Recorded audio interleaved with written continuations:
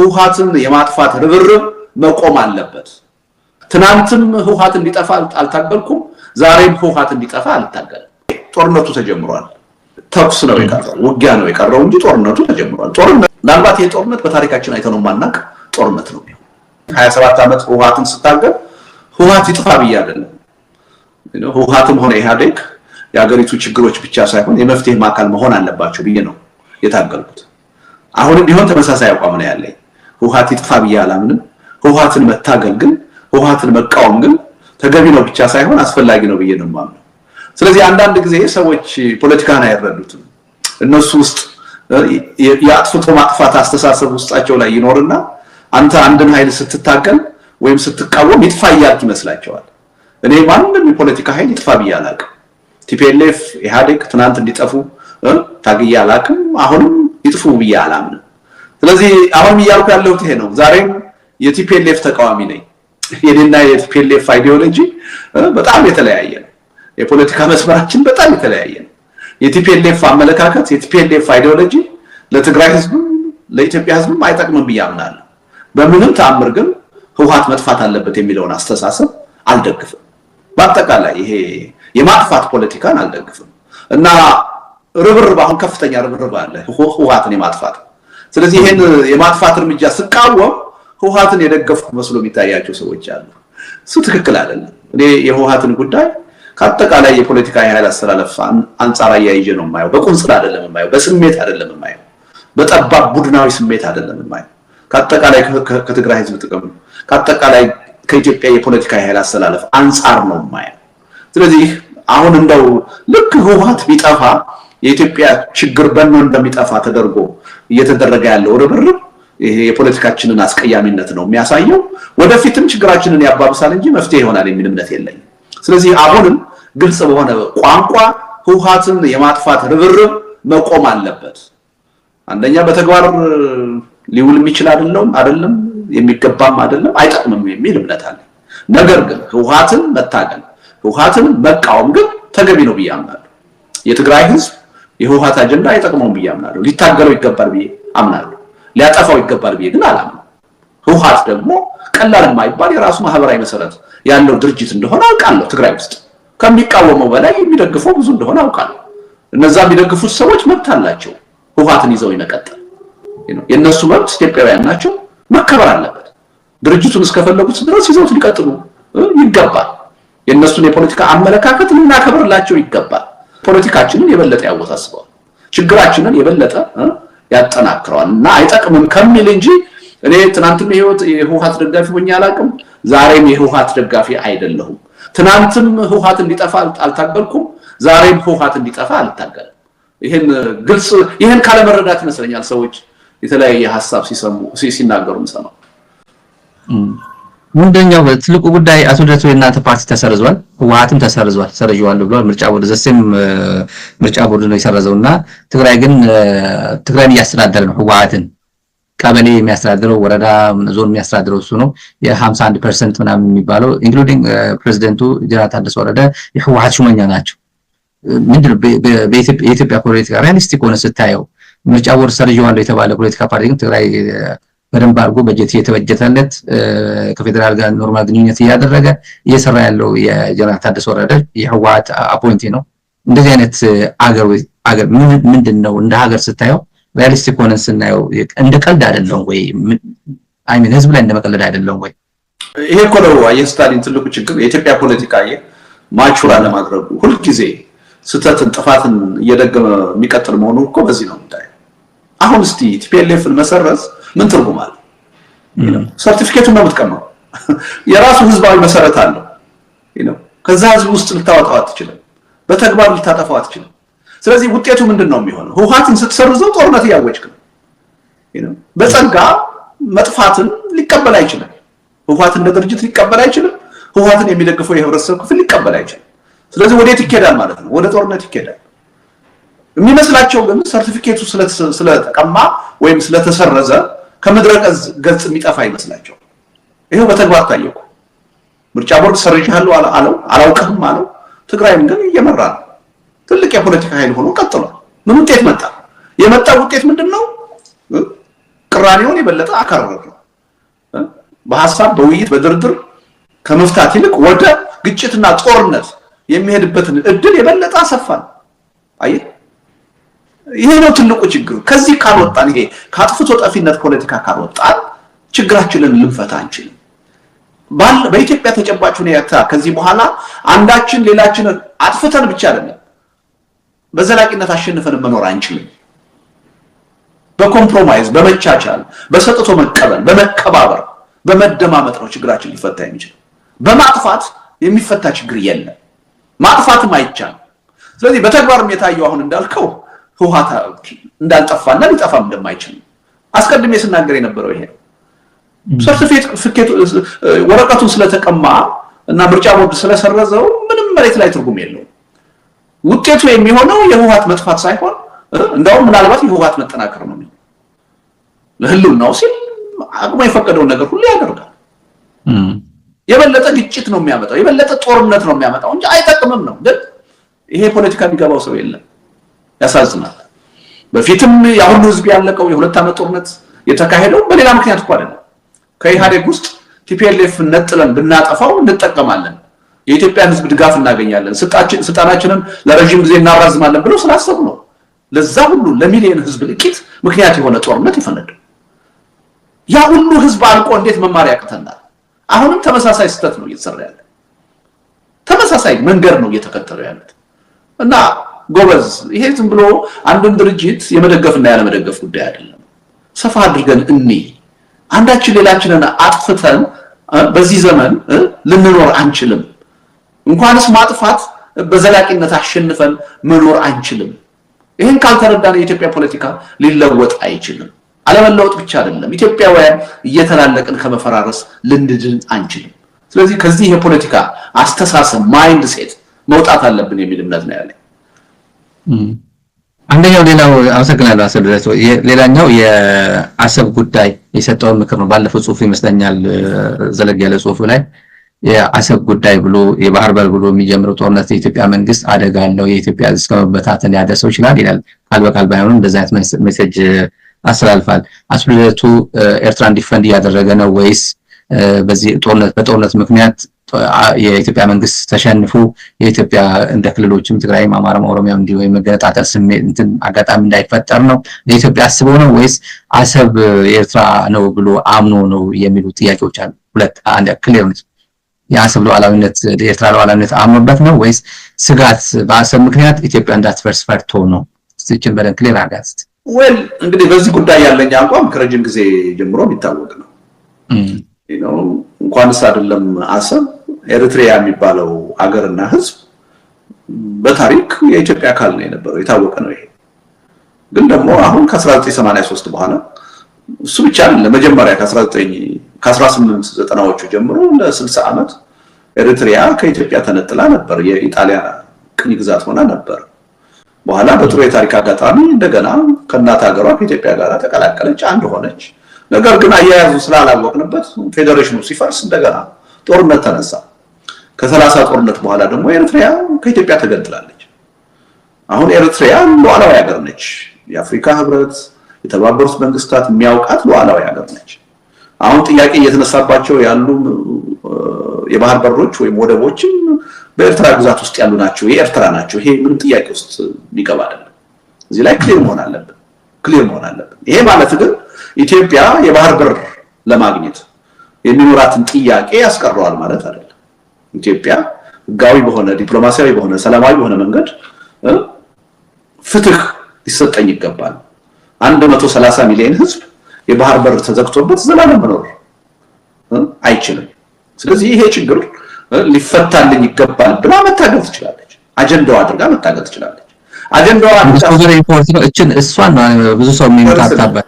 ሶቨሬን ሪፖርት የኔ የምትለው ፖርት ነው። አክሰስ ቱ ዘ ሲ ነው። ላይክ ናቫል ቤዝ ነው። ፕሮፌሰር እስኬል የጻፈው አርቲክል አለ። 3 አይነት አማራጮች አሉ። ሶቨሬን የሆነ የራስ የምለው ፖርት ነው የምትፈልገው። አክሰስ ቱ ዘ ሲ ልክ እንደ ጅቡቲ እንደ አክሰስ እንደምታደርገው ነው ወይስ ናቫል ቤዝ ነገር ነው? እሱንስ ምንድነው ኢትዮጵያ አክሰስ ቱ ዘ ሲ ምን ማለት ነው? እንዳንተ አረዳ አንዱ ችግር ምን መሰለህ፣ እንደዚህ አይነት ጥያቄ ሲነሳ ሰው ቀጥታ ይወስድና ከአሰብ ጋር ያያይዘዋል። አንዱ ትልቁ ስህተት ይሄ ነው። ኢትዮጵያ አብዛኛዎቹ ጎረቤት ሀገሮች የራሳቸው መውጫና መግቢያ ባህር አላቸው፣ በጣም ሰፋፊ የሆነ። ስለዚህ ይሄን ውጤት ልናሳካ የምንችለው የግድ ከኤርትራ ጋር ነው ብሎ ጉዳዩን በቁንጽል መወሰንም ተገቢ አይደለም። ሰፊ ማዕቀፍ፣ ሰፊ እድል ማየት ያስፈልጋል። ሰፊ አማራጭ ማየት ያስፈልጋል። ግን ሁልጊዜ የባህር በር ጥያቄ ብለህ ስታነሳ ጉዳዩን ከኤርትራና ከአሰብ ጋር ብቻ የማያያዝ ጉዳይ ታያለ። እኔ ይሄ ስህተት ነው የሚል እምነት አለኝ። ሌሎች አማራጮችን መታየት አለባቸው የሚል እምነት አለኝ። ዋናው ጥያቄ ምን መሰለህ? አሁን ቅድም ያቀረብከው ጉዳይ አለ። አክሰስ ማሁን እኮ አለን አይደል እንዴ? በገንዘባችን ገዝተን በጅቡቲም በሶማሊያም በፖርት ሱዳን ልናገኘው የምንችለው ነገር ነው። በኬንያም ልናገኘው እንችላለን። አክሰስ ምንም ችግር የለም። እንደውም አወዳድረን የተሻለ ዋጋ ማን ይሰጠናል ብለን መርጠን መያዝ እንችላለን። እሱ አይደለም ችግራችን። በዘላቂነት ራሳችን ኦውን የምናደርገው ለናሽናል ሴኩሪቲያችን ዋስትና የሚሆን የባህር በር ሊኖረን ይገባል። ይህን ጥያቄ እንደ ትውልድ ለሀገር መያዝ ስህተት አይደለም። ስህተት የሚሆነው ይህን ጥያቄ በኃይል ነው የማስፈጽመው ስትል ነው፣ በጦርነት ነው የማስፈጽመው ስትል ነው። የአካባቢያችን ፖለቲካ ተለዋዋጭ። በእኔና በአንተ እድሜ እኮ ስታሊን ኦልሞስት ሶስት አዲስ ሀገር እኮ ተፈጥሯል። ሆርን ኦፍ አፍሪካ ላይ አይደል እንዴ? ኤርትራ ተፈጥራለች፣ ደቡብ ሱዳን ተፈጥራለች አይደል? ኦልሞስት ዲፋክቶ ሶማሌላንድ ተፈጥራለች። ሶስት ሀገር ኦልሞስት በእኔና በአንተ እድሜ ተፈጥሯል። የአካባቢው ፖለቲካ ተለዋዋጭ ነው። በዚህ ተለዋዋጭ ፖለቲካ ኢትዮጵያ የባህር በር ልታገኝ የምትችልበትን እድል ለማየት ትችላለች በተለያዩ አማራጮች እና መፍትሄውን አጥብበን የግድ ከኤርትራ ጋርና ከአሰብ ጋር ብቻ እንደሆነ አድርገን ማየት የለብንም። እርግጥ ነው በኤርትራም በኢትዮጵያም ለህዝብ አንድነት ለህዝብ ጥቅም የሚቆረቆሩ ጥሩ መንግስታት ከመጡ በኤርትራም ሊገኝ ይችላል ሰላማዊ በሆነ መንገድ በተለያዩ አማራጮች። በኢኮኖሚ ኢንተግሬሽን ሊሆን ይችላል፣ በዘላቂ በረጅም ጊዜ የፖለቲካ ኢንተግሬሽን ሊሆን ይችላል፣ በጥቅም ልውውጥ ሊሆን ይችላል። ዋናው ነገር በኃይል መሆን የለበትም፣ በጉልበት መሆን የለበትም፣ በወረራ መሆን የለበትም የሚለውን አይደለም። ስለዚህ ስማ 60 ዓመት እኮ ኢትዮጵያ የባህር በር አልነበራትም አይደል? ኤርትራ በጣሊያን ቅኝ ግዛት ተይዛ በነበረበት ወቅት ግን እና አፄ ኃይለ ሥላሴ እና አክሊሉ ሀብተወልድ ተስፋ ሳይቆርጡ ታገሉ። ስለዚህ ከሁለተኛው የዓለም ጦርነት በኋላ አንድ ምቹ ጊዜ ተፈጠረ። ስለዚህ ኢትዮጵያ እንደገና የባህር በር ባለቤት ሆነች። ተስፋ ቆርጠው አንድ ጊዜ ያተናል ብለው እጃቸውን አጣጥፈው ተቀምጠው ቢሆን ኖሮ ግን ያ ጥቅም አይመለስም ነበር። ይገባናል ብለው ስለታገሉ ነው። ኋላ የፌዴሬሽኑን ጉዳይ በተሳሳተ አመለካከት ባናፈርሰው ኖሮ ኢትዮጵያ እኮ አሁን ከኤርትራም ጋር አብራ ነበረች፣ የባህር በርም ነበራት።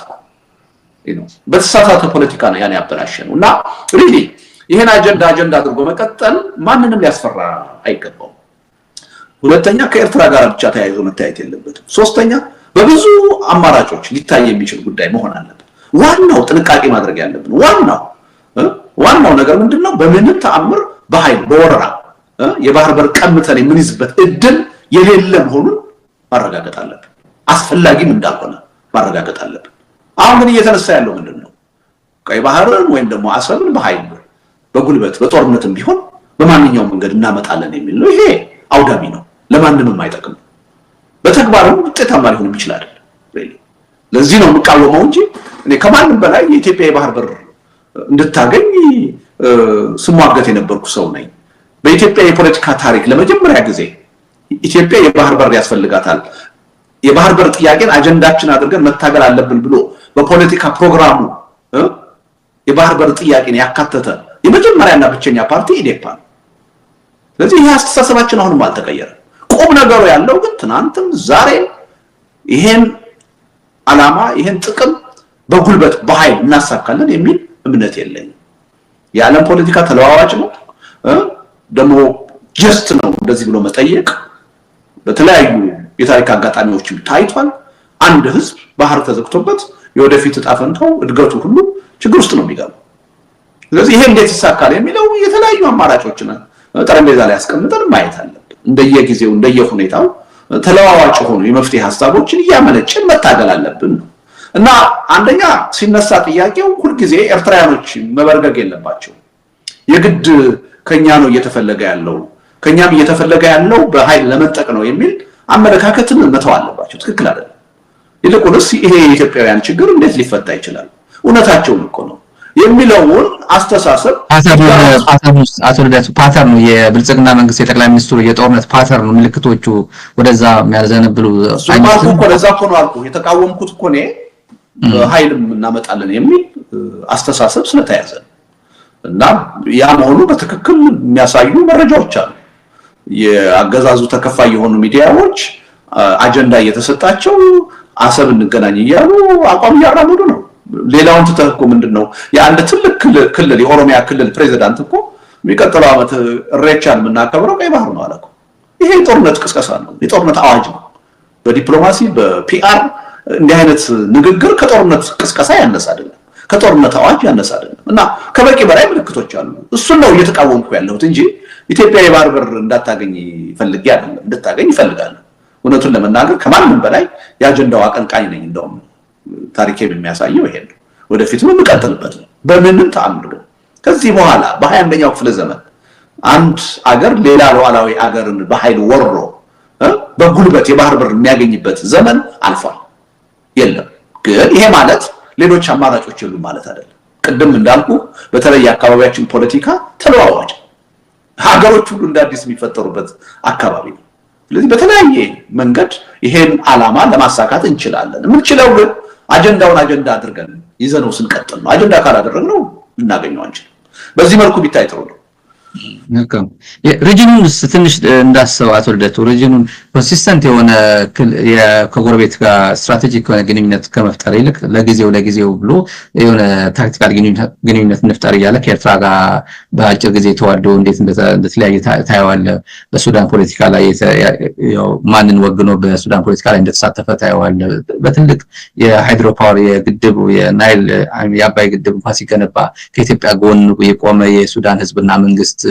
እንዴት መጨረሻ ላይ ከጃንጃዊ ጋር ደግፎ ወዴት እንደቆመ እና አሁን የተፈጠረ ነገር ታያለ በሶማሊላንድ ወይም ሶማሊያ ያለው ጉዳይ ታያለ ጅቡቲንም ጭምር ያው ሪጅኑ አካባቢ ያለው እንዴት የታመሰ እንዳለ ስታዩ ብልጽግና ጎረቤት አልባ ያደረጋት ነው እና ሩቅ ይሄ ቪየትናም ጎበኛለሁ እያለ አጠገቡን ያለው በጠላትነት መንፈስ እየታመሰ ነው የሚሉ ስጋቶች አሉ እንዲሁ እንደ አንድ ፖለቲከኛ ብዙ አመት የኢትዮጵያ ፖለቲካ ስትከታተል እንደነበርክ አሁን የኢትዮጵያ ወዳጅ ከጎረቤት ማን ያላት ኢትዮጵያን የሚወድ አጋር የምትላት ኢትዮጵያ በአስተማማኝ ሁኔታ ወይ አሁን በስልጣን ላይ ያለው መንግስት እንደው ያለማጋነን በሁሉም ነገር ማለት ይቻላል ድክመት ያለበት አገዛዝ ነው በዚህ በኩል ጥንካሬ ያለው ብለህ የምትለው መንግስት አይደለም እኔ አሁን እውነቱን ለመናገር ስታሊን አንዱ ይሄ መንግስት ያሳጣኝ ቁም ነገር ምንድነው እኔ በስልጣን ላይ ያለውን መንግስት የምቃወመው እንኳን ቢሆን የማልፈልገው እንኳን ቢሆን አንዳንድ ጊዜ ጥሩ ነገር ሲሰራ መደገፍ አለብኝ ማመስገን አለብኝ እንዲህ አይነቱ የፖለቲካ ባህል ኢትዮጵያ ውስጥ ሊጠናከር ይገባል ብዬ ማመን ሰው አሁን ይሄን እድል እንኳን አጥተናል አንዳንድ ጥሩ ነገር ተሰርቶ ማመስገን እንኳን እንዳንችል ነው ያደረገን አሁን ይሄን የሚያዳምጡ አንዳንድ ሰዎች እንደው ምን ማለት ነው እንደ ፓርክ እኮ እየሰራ ነው ኮሪደር እኮ እየሰራ ነው ሎጂክ እኮ እየሰራ ነው ሊሉኝ ይችላል እውነቱን ለመናገር ነገሩን በዝርዝርና በጥልቀት ካየነው በዛ ረገድም እየተሰራ ያለው ስራ የሚያስመሰግን አይደለም እንደውም የሚያስጠይቅ ነው በዛ ረገድም እየተሰራ ያለው ስራ ግን ምን ለማለት ፈልጌ ነው ከሁሉም በላይ ደግሞ የዚህ መንግስት ትልቁ ድክመት የውጭ ግንኙነት ነው ዲፕሎማሲ እንደ ባጭር ቋንቋ የዲፕሎማሲ ሀሁን የማያውቅ አገዛዝ ነው አሁን በስልጣን ላይ ያለው ይሄ ደግሞ የሆነው ያለ ምክንያት አይደለም ዲፕሎማሲውን አሁን በብቸኝነት የሚመሩት አንድ ሰው ናቸው ጠቅላይ ሚኒስትር አብይ አህመድ ይባላል በተቋም አይደለም የሚመራው ፕሮፌሽናል በሆኑ ዲፕሎማቶች አይደለም የሚመራው አንድ ግለሰብ አሁን አብዛኛዎቹ በየጊዜው ተፈረሙ የሚባሉ ተደረጉ የሚባሉ ስምምነቶች የውጭ ጉዳይ ሚኒስትር መስሪያ ቤቱም አይደለም ሚኒስትሩም ሳያቃቸው ነው የሚካሄዱት አንዳንዶቹ አንድ ግለሰብ የፈለገውን ነገር የሚያደርግበት ሁኔታ ነው ያለው እና ሪሊ በዲፕሎማሲ ረገድ የገባንበት መስቀልቅል በጣም ከፍተኛ ነው እርግጥ ነው ውስጣዊ ሁኔታችን በጣም ደካማ ስለሆነ የሰላም እጦት ስላለ የፖለቲካ አንድነት ስለሌለ የውጭ ዲፕሎማሲያችንም በዚያው መጠን ደካማ ነው የሚሆነው ምክንያቱም ዲፕሎማሲ የውስጥ ሁኔታ መገለጫ ነው ውስጣዊ ጥንካሬ ሲኖር ዲፕሎማሲን ጠንካራ ይሆናል ውስጣዊ ድክመት ሲኖር ዲፕሎማሲን ደካማ ነው የሚሆነው ውስጥ አንድነት ከሌለው ሰላም ከሌለው ለውጭ ጥቃት ተጋላጭ ነው የምትሆነው አቅም አይኖርም እና በሁለቱም መንገድ ውስጣዊ ሁኔታችን የተበላሸ በመሆኑ ምክንያት ዲፕሎማሲው እየተመራ ያለውም ደግሞ በተቋምና በሙያ ሳይሆን በአንድ ግለሰብ ምንም የዲፕሎማሲን ሀሁ በማያውቅ የዲፕሎማሲ ልምድ የሌለው ትምህርት የሌለው ሰው እየመራው ስለሆነ እየሆነ ያለው ነገር የሚጠበቅ ነውና እንደው በዲፕሎማሲው ረገድ በዚህ ጉዳይ ቁም ነገር ተሰራ ጥሩ ነገር አለ ልልህ አልችልም። የሚገርም በጣም አሳዛኝ የሆነ ነገር ነው። ኢትዮጵያ በታሪኳ እንደዚህ አይነት የዲፕሎማሲ ውድቀት አይታ የምታውቅ አይመስለኝም። ሌላው የውስጥ ጉዳይና ህወሓት ፋኖና ኦላ እየተባበሩብኝ ነው የሚለው መንፈስ አለ። በአዲስ አበባ በተለያየ መንገድ ይገለጻል፣ መግለጫ ይሰጣል። መከላከያ ሚኒስቴሩ የትግራይ ጀነራሎችን በስም እየጠቀሰ ፋኖን እያስተባበረ ነው እየተዋጋ ነው ይላሉ። አሁን ደግሞ ከላይ ሆኖ ከማዶ ሆኖ የሻዕቢያ ተላላኪዎች ኢቭን በዚህ ጽሁፍ ላይ ከማል ገልቹ ቀደም ሲል የእናንተን ኢኒሺዬቲቭ ሲቃወም የሻዕቢያ ተልእኮ ነው የግብጽ ተልእኮ ነው ብለዋል። እዚህ ላይ ከማል ገልቹ ቶፒካችን ባይሆንም ያለው መንፈስ እንዲህ መሬት ጠብ የሚል የሆነ ነገር ስላየ ነው ወይ ህወሓትና ፋኖ ኦላ መተባበሩ ኖርማል አዲስ ነገር አይደለም። በተለይ ከብልጽግና መንገድ ከብልጽግና መስሪያ ቤት እንደዚህ አይነት ቋንቋም መስማቱ ግር ሊለን ይችላል። ትላንት ያደረገውን እንኳን የውስጥ ኃይል የውጭ ኃይል ይዞ ምን እንዳደረገ የሞቃዲሾና ኤርትራ ኃይል ያስተባበረ መንግስት እንደዚህ አይነት የመወንጀል ሞራሉ ከየት አመጣው የሚሉ ወገኖች አሉ። እስቲ ሪያሊስቲክ ሆነን እንትናርገውና የባለፈው ታሪካችንም የትግራይ የአማራ የኦሮሚያና ሌሎች ኃይሎች ትብር የደርግን ለምሳሌ በሚገርሰስበት ጊዜ የነበረ ታሪክ አለና ያ አይደገምም። ተቃይሟል፣ ትግራይ ከአማራ ጋር ተቃይሟል፣ አማራ ከኦሮሞ ጋር ተቃይሟል፣ ውሸት ነው የሚሉ ወገኖችም አሉ። ይቻላል አይቻልም እይታ ምንድነው አትሉለት? ወል አሁን ያልከው ለምሳሌ በህወሓት በፋኖ በኦላ ትብብር እየተፈጠረ ነው የሚል ወሬ ያው እንደማንኛውም ሰው ሰማለሁ። አንዳንድ ጊዜ አንዳንድ ሰዎች የዛ አይነት መልእክትም ሲያስተላልፉ ሰማለሁ። በድርጅት ደረጃ ግን ፎርማሊ እስካሁን የሰማነው ነገር ያለ አይመስለኝም። ግን ያው ፖለቲከኛ ነኝ፣ ፖለቲካ ይገባኛል። አንዳንድ ነገሮችን አሽትቼ ገጣጥሜ ነገሮች ወዴት እየሄዱ እንደሆነ ልገምት እችላለሁ። ግን ዋናው ቁም ነገር ምን መሰለህ፣ አሁን በስልጣን ላይ ያለውን ባህሪ ካየን ማለት ነው በሱ ላይ ለመተባበር ብዙ ኃይሎች መርህ የሚያስጨንቃቸው አይመስለኝም። ምክንያቱም የህልውና ፈተና ውስጥ አስገብቷቸዋል። ቅድም እንዳልኩ የጦርነትን ህግ እንኳን ባለማክበር እየጨፈጨፋቸው ነው፣ ሲቪሊያኑን ሁሉ እየገደለ ነው። ነው እንደዚህ አይነት ነባራዊ ሁኔታ ሀገር ውስጥ ከፈጠርክ ሀገር ውስጥ የሚቃወም ኃይል እንኳንስ ከሌላ ሀገር ውስጥ ከሚንቀሳቀስ ኃይልና ከውጪ ጠላት ጋር ሁሉ ሊተባበር ይችላል። እኔ አሁን በመርህ ደረጃ አልደግፍም። ለምሳሌ አንድ የኢትዮጵያዊ ኃይል ከሻዕቢያ ጋር ወይም ከኤርትራ መንግስት ጋር ተባብሮ የኢትዮጵያን መንግስት መውጋት አለበት የሚል እምነት የለኝም። እምነት ይሄ ይሁን እንጂ የኢትዮጵያ ነባራዊ ሁኔታ ግን ይሄን ሊያስቀርም ይችላል። እኔ ስላልፈለኩ የኢትዮጵያ ተቃዋሚ ኃይሎች ከኤርትራ መንግስት ጋር መተባበራቸው ላስቀረው አልችልም። ለምን? መንግስት በስልጣን ላይ ያለው መንግስት አንደኛ ከውጭ ኃይል ጋር መተባበሩን ኖርማል አድርጎታል። ራሱ የኤርትራን መንግስት ጋብዞ የኢትዮጵያን ህዝብ የትግራይን ህዝብ መጨፍጨፍን እንደ ትክክለኛ ነገር ቆጥሮ ቅስቀሳ ሲያደርግ የነበረ መንግስት ነው። አሁን ድንገት ይሄ መንግስት ብድግ ብሎ ሀገር ውስጥ ያሉ እሱ በድሮን እየደበደባቸው ያሉ ተቃዋሚ ፓርቲዎች ከሻዕቢያ ጋር እንዴት ይገናኛሉ፣ እንዴት ህብረት ይፈጥራሉ ብሎ ሊከሳቸው አይችልም። ሞራል የለውም ያን ማድረግ እና ድርጊቱም ደግሞ ወደዛ ነው የሚገፋቸው። አደጋው እኮ ይሄ ነው። አሁን ቅድም ያልኩ ነገር ኢትዮጵያ ውስጥ እንደዚህ አይነት የፖለቲካ ኃይል አስተላለፍ ኖሮ ያውቃል ወይ ብዬ ወደ ኋላ ተመልሼ የታሪክ ተማሪ ነኝ። የውጭ ግንኙነት ብቻ አይደለም ነገሮችን ለማየት ስሞክር ኖሮ ያውቃል። እና ይሄን በዋናነት የፈጠረው ማን ነው ካልከኝ አገዛዙ ነው። ያገዛዙ ባህሪና ድርጊት ነው የፈጠረው። ስለዚህ ተጨባጭ መረጃ ባይኖረኝም በድርጅት ደረጃ ተባብረናል ባይሉ የመተባበር እድል እንዳላቸው እያየሁ ነው። የሚቀር አይመስለኝም። በተለይ ይሄ ጦርነት ከፈነዳ አገር ውስጥ ያሉት ሶስቱ የታጠቁ ኃይሎችም ሊተባበሩ ይችላሉ። ከዛም አልፈው ከኤርትራ መንግስት ጋር አብረው ሊቆሙ ይችላሉ። እኔ እስካሁን ፎርማል የሆነ መግለጫ ሰጥተው አብረን ቆመናል ከኤርትራ መንግስት ሲሉ አልሰማሁም። አሁን በተያዘው ሁኔታ ከተቀጠለ ግን እዛም ላይ ጋር አብረው የሚቆሙበት ሁኔታ መኖሩን ነው እያየሁ ያለሁት። ስለዚህ የኔ አይነቱ ሰው መርህን ጠብቆ ይሄ ተገቢ አይደለም ብሎ ቢቃወም ቢያወግዝ የሚለውጠው ነገር የለም። ይሄን በመሰረታዊነት ሊለውጥ የሚችለው በስልጣን ላይ ያለው መንግስት ነው። በስልጣን ላይ ያለው መንግስት በራሱም ላይ በአገርና በህዝብም ላይ እየመጣ ያለውን አደጋ በደንብ ተገንዝቦ በዚህ አይነት የኃይል አማራጭ በጭካኔ ከቀጠለ ጠላቴ የሚላቸውን ኃይሎች ሁሉ ሊያስተባብራቸው እንደሚችል ተረድቶ ወደ እውነተኛ ሰላምና ድርድር መምጣት ነው ያለበት። መፍትሄው ያ ነው። ከዛ ውጪ አሁን በያዘው መንገድ ከቀጠለ አገር ውስጥ ያሉ ኃይሎች ምንም የመርህ ጥያቄ ሳያግዳቸው ማለት ነው ምን የጋራ ጉዳይ ማለን ብለው ሳይጠይቁ መተባበራቸው የሚቀር አይመስለኝም። ከዛም አልፈው ከውጭ ኃይሎች ጋር መተባበራቸው የሚቀር አይመስለኝም። መንግስት ይሄን ነው መረዳት ያለበት። ስለ መርህ እያነሳን ስለ ሉዓላዊነት እያነሳን ባንዳ እየፈረጅን ብንሰድባቸው ብንቃወማቸው ነገሩን መሬት ላይ ልንለውጠው አንችልም። መሬት ላይ ነገሩ ሊለወጥ የሚችለው መንግስት ባህሪውን አምባገነንነቱን ጨፍጫፊነቱን ሲያቆም ነው። ከሙሉ ልብ ከእውነት ለሰላማዊ ውይይትና ድርድር በሩን ክፍት ሲያደርግ ያኔ እኛም ጉልበት ይኖርናል። መርህ ጠብቁ ከውጭ ኃይል ጋር ተተባበሩ የምንል የፖለቲካ ኃይሎችን ያኔ ጉልበት ይኖርናል። የኢትዮጵያ ህዝብ እኮ ማነው የኢትዮጵያ መንግስት እኮ ከልቡ ለድርድር ለሰላም ተዘጋጅቷል ብለን ስናምን ምንናገረው ጉዳይ ጉልበት ይኖርናል። አሁን ግን ምንም አቅም የለም። እኔ የፈለገ ብቃወም ምንም ቅንጣት ያህል ችግሩን እንደማላስቀረው አውቃለሁ። ምክንያቱም መንግስት የፈጠረው ነባራዊ ሁኔታ ነው።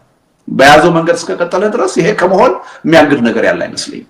ሁልጊዜ ለምንድን ነው ስታሊን እኔ በቃ ከመዳን ይልቅ የመፍረስ እድላችን ነው የሚሰፋው ምለው ያለ ምክንያት አይደለም። ይሄ መንግስት እስከ መጨረሻው የደም ጠብታ ድረስ ስልጣኔን ይዤ እታገላለሁ ብሎ የወሰነ መንግስት ነው። የሀገር መፍረስ የህዝብ እልቂት ምንም የሚያሳስበው መንግስት አይደለም። የሚያሳዝነው ይሄ ነው። በሌላ በኩል ደግሞ ተቃዋሚ ፓርቲዎች ይሄን ተገንዝበን በጋራ ጉዳያችን በተለይ በህልውና ጉዳይ ተባብረን አንድ ላይ ቆመን ህዝቡን አስተባብረን ትግሉን አጠናክረን ለውጤት ማብቃት አልቻለም። ስለዚህ በመሃል እቺ ኢትዮጵያ የምትባል ሀገር ይሄ ኢትዮጵያዊ የሚባል ህዝብ እየተላለቀ ሊፈራረስ ነው እና በጣም የሚያሳስበኝ ይሄ ነው እና አገዛዙ ትልቅ የሆነ አደጋ ውስጥ ነው ያለው። ግን ደግሞ ራሱን እያታለለ ነው፣ ራሱን እየሸመገለ ነው። በዚህ መልኩ የሚፈታ ችግር የለም። ሀቁን ምንም ሳታልበሰብስ በመቀበል ብቻ ነው ይሄ ችግር ሊፈታ የሚችለው። ቅድም እንዳልኩት በጦርነት በፍጹም ላሸንፍ አልችልም። የራሴንም እድሜ አሳጥራለሁ፣ የሀገርና የህዝብን ህልውናም አደጋ ውስጥ ከታለሁ። ከዛ የተለየ መፍትሄ ላመጣ አልችልም። ራሴንም ልጆችንም ትውልዱንም አገር ከማሳጣት ውጪ መፍትሄ አሁን በያዝኩት መንገድ አይመጣም ብሎ ካልወሰነ በስተቀር ከዛ ባነሰ ማንኛውም አካሄድ የሚመጣ መፍትሄ ያለ አይመስለኝም። የሚፈታ ችግር የለም። የምርጫ ጉዳይ ብዙ ሰዎች ካላቸው አስተሳሰብ የኔ አመለካከት ለየት ይላል። ይሄ መንግስት ምርጫ እንዲካሄድ ይፈልጋል። ምክንያቱም ምርጫ ካላካሄደ ስልጣኑን ማራዘም አይችልም፣ የታወቀ ነው። ምርጫ ሲያካሄድ ግን ማሸነፍ ነው የሚፈልገው። ማሸነፍ ብቻ ነው የሚፈልገው፣ ፉክክር አይደለም የሚፈልገው። ስለዚህ በዛ ምርጫ ተቃዋሚ ፓርቲዎች እንዳይሳተፉ ነው የሚፈልገው። ስለዚህ አንሳተፉም የሚሉበት ሰበብ እንዲያገኙና እንዳይሳተፉ ነው የሚፈልገው። እኔ ተቃዋሚ ፓርቲዎች እዚህ ወጥመድ ላይ መውደቅ አለብን የሚል እምነት የለኝም። ምርጫ ትልቅ የትግል መድረክ ነው። ዝም ብሎ ጮች ተወዳድረው የሚመረጡበት የሚወድቁበት ብቻ አይደለም። ለፖለቲካ ኃይሎች ምርጫ ትልቅ የፖለቲካ ጊዜና መድረክ ነው። ይሄን ጠንቅቀን ማወቅ አለብን። ስለዚህ ይሄን የትግል መድረክ አስቀድመን ለገዢው ፓርቲ ብቻ አሳልፈን መስጠት ትልቅ የሆነ የፖለቲካ ስህተት ነው የሚል እምነት አለ። ትክክል አይደለም። እንዴት አንድ አመት የቀረውን ምርጫ አሁን ቦይኮት እናደርጋለን? ትክክል አይደለም። ቦይኮት ማድረግ አስፈላጊ ከሆነ ቦይኮት የሚደረግበት ሁኔታና ጊዜ አለ። ውጤታማ የሆነ ቦይኮቲንግ ማድረግ ይቻላልበት አሁን አይደለም።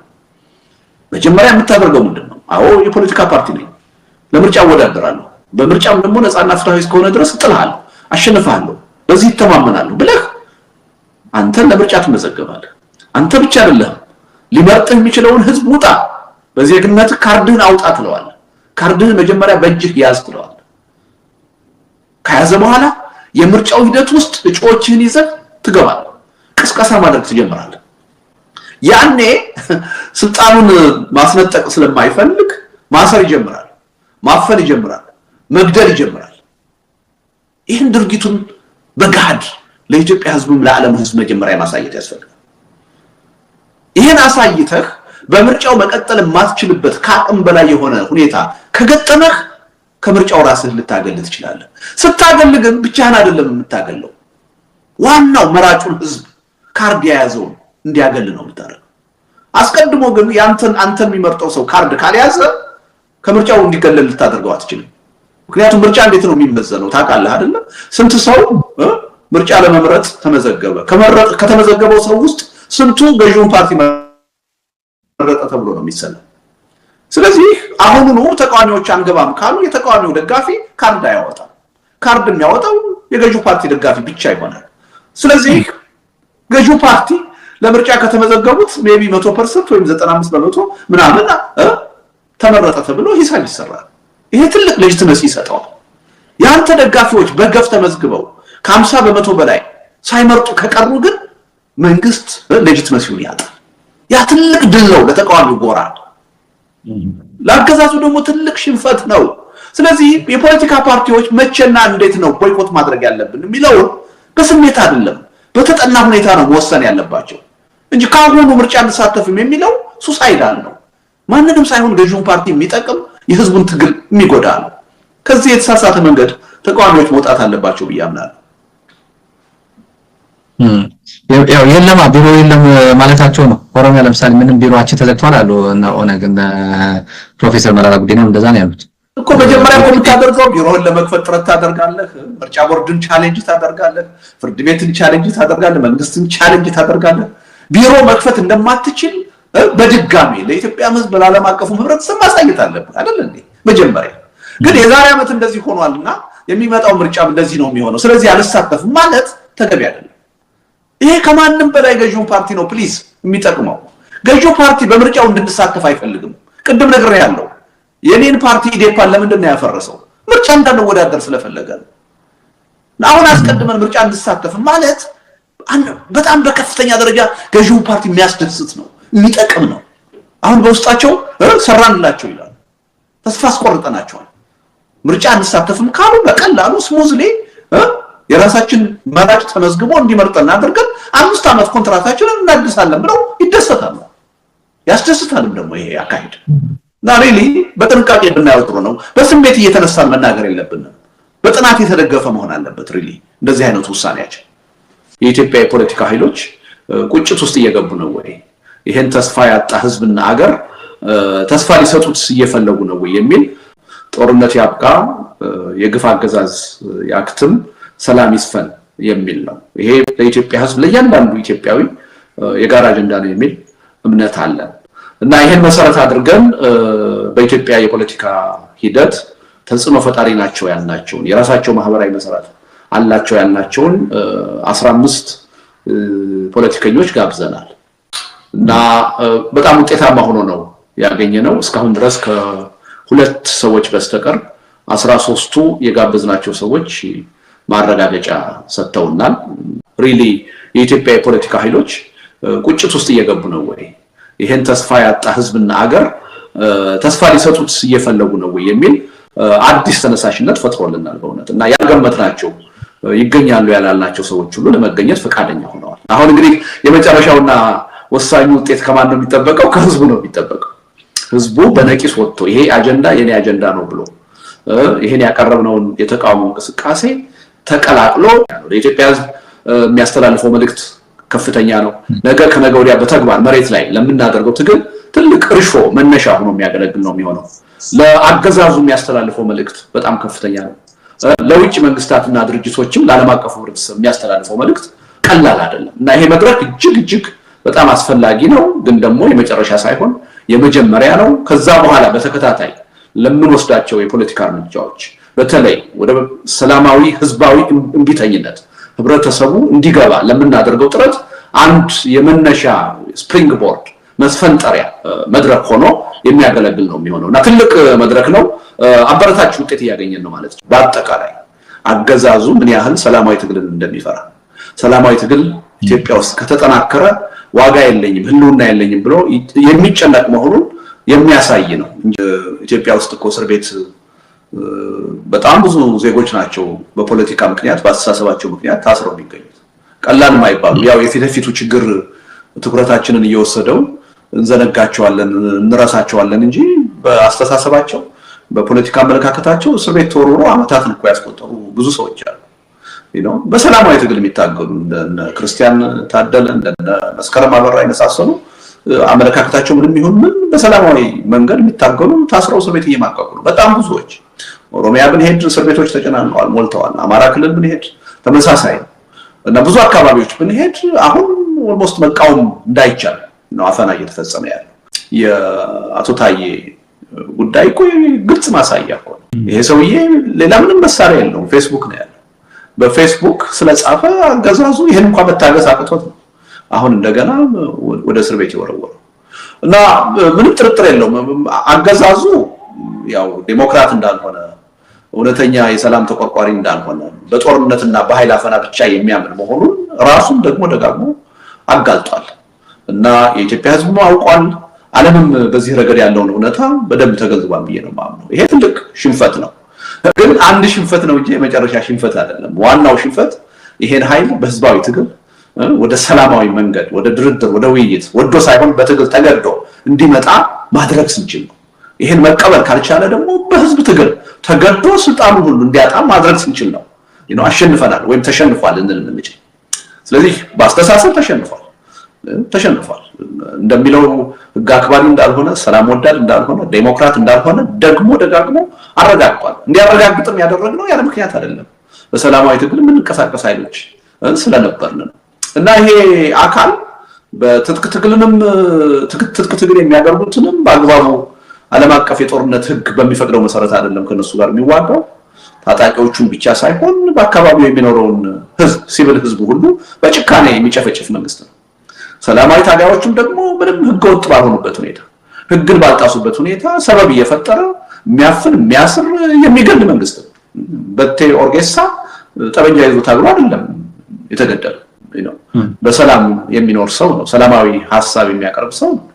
ግን በዛ በጭካኔ በትውልድ ቦታው እንዲገደል ነው የተደረገው እና ይሄ መንግስት ከበቂ በላይ ራሱን አጋልጧል።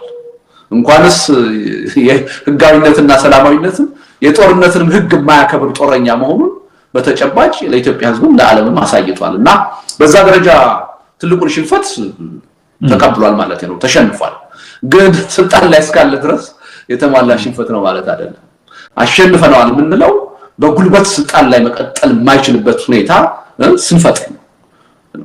ያን ማሰብ ያለብን ይመስለኛል። የፕሪቶሪያ ጉዳይ አሁን ትልቁ የኢትዮጵያ ውስጥ ትልቁ ደም መፋሰስ ያስቆመው የፕሪቶሪያ ሰላም ስምምነት ህወሓት ሰርዤዋለሁ በሚለው ነገር ያው ፈርሷል። አልፈረሰም፣ አንዳንዶቹ አልፈረሰም ሊሉ ይችላሉ። ግን ሊትራሊ ምንም ጥርጥር የለው በተግባር ስታዩ ብዙ ነገሮች እንደፈረሰ።